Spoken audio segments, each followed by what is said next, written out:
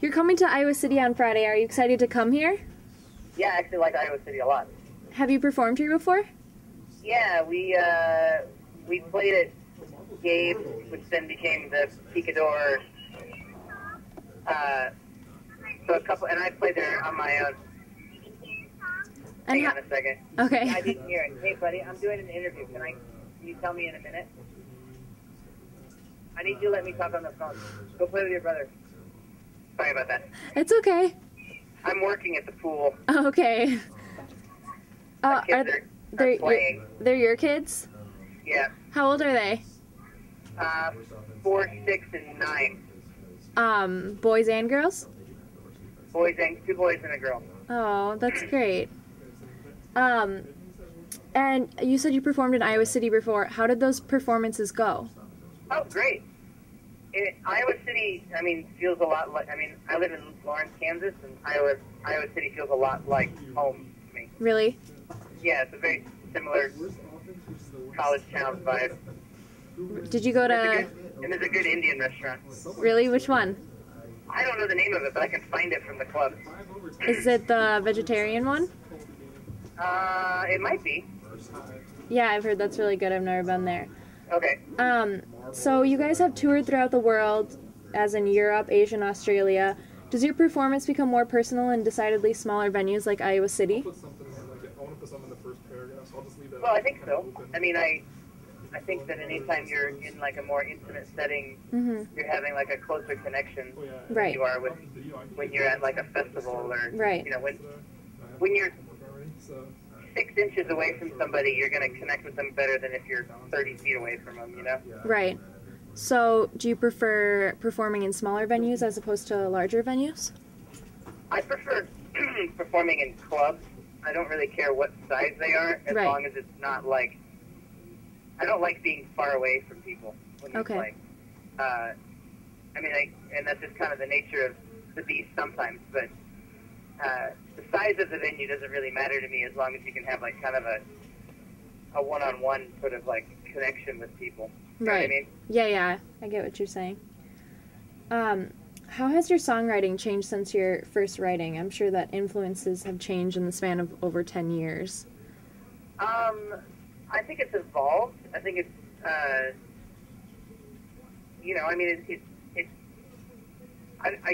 guess it's changed. I don't know if that's really a good word or a bad word, but I think it's, I like to think we've gotten better at it. Mm-hmm. I would hope that, the more you do something, the better you get at it. Not the other way around. Do you think that the things that have influenced your songwriting have changed throughout the years? Do you think the things that have influenced your songwriting have changed throughout the years?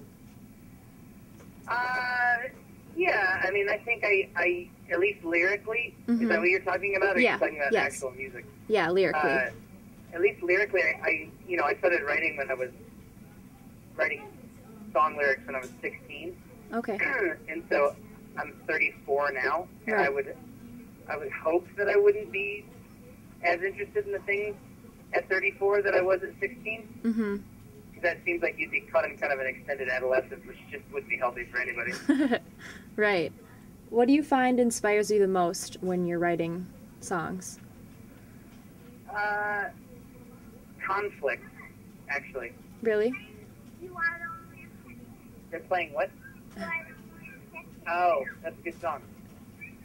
Sorry. It's okay. So conflict inspires a lot of your songwriting? I don't know if I'd say a lot of it, but that's an easy one to write about if you're pissed off about something, or if you're, upset about it. It just kind of comes out of you. Yeah. In a lot of interviews, people ask you how you feel about being identified as an emo band when you started gaining popularity. Do you think that perception helps or hinders you as you go on today? It's a blessing and a curse. How so? Ultimately, we don't really care. Right.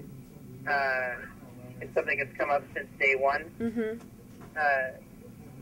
So on the one hand, it gets people interested, but then on the other hand, it kind of paints you into a corner. Right. Creatively. Right. And so we just kind of say, like, you can call us whatever you want, but we're not going to, like, try to fit into some sort of mold, if that's what you think that we are. Yeah. You know what I mean? Yeah.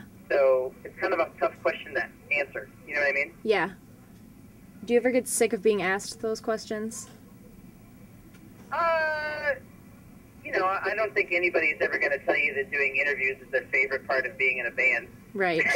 But I know that, like, it's a common narrative and a common subject to bring up. And it's an interesting thing for someone to read about. So I don't, it doesn't really bother me that much.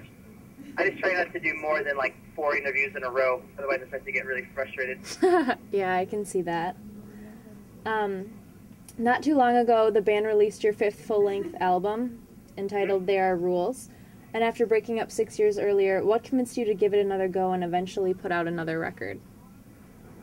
Well, we were kind of doing this slow comeback thing where we played a show, and then we played a couple festivals, and then we did a tour. And somewhere in there, we were like, hey, we should try writing again. Yeah. Fully intending that if it wasn't good, we were just going to scrap it. Because we didn't need to do it. We could, you know. And it was also just very like, the only reason to really do this is because we like it. Right. So it came about very naturally. It wasn't like a planned thing at all. What caused you to break up and then get back together?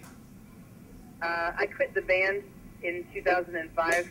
I was in a really dark, unhappy place, and I didn't want to tour anymore, and I wanted to be home. And I think if we had all been healthy enough to recognize that at the time, we just would have taken a break. Right. But that just wasn't how we operated back then. Okay. And where are you guys going to go from here? Are you just going to take things as they go? Yeah, I mean, we've kicked around the idea of getting back in the studio, but we haven't been able to schedule it yet. Okay. Because everyone's so busy. But I think we had a really good time making the last record, so I don't see why we would just stop. Nothing. It's more in the concept stage right now. Okay. And what about the new Amsterdams? The new Ams are on kind of an indefinite hiatus. I'm not really sure what I want to do with that project yet. Do you have any aspirations, or are you just kind of letting it take its course? No, I'm really kind of I don't know. I don't want to get like too into it. I'm kind of contemplating just kind of letting it be what it is, you know. Yeah. Yeah. Because I'm doing lots of other projects right now, and I was really happy with the last new Ams record and how it turned out. Okay. And it certainly would be a good one to go out on, you know. Yeah. You said you're working on other projects. What sorts of projects are those? I just finished my 2nd solo record, and then my friend Dustin and some other friends of mine in Lawrence has kind of started a new band that doesn't really have a name or really any. We have song ideas. We don't have full songs yet. Yeah. So, and then the other kids always keep me busy, and my damn kids keep me busy. Yeah. Does it ever get overwhelming juggling all those bands and kids and all the other responsibilities? Yes. In a word. Yeah. It's, you got to plan things out really far in advance. Right. And then stick to those plans. Uh-huh. It's really hard to just be like, hey, you guys want to practice today? Yeah. Like, that doesn't happen. Yeah, I can see that. It's kind of like, all right, on August 31st, we're going to have practice from noon to 6 of 2012. Plan it out in a year in advance. Yeah. You got to do what you got to do, you know? Yeah, I guess so.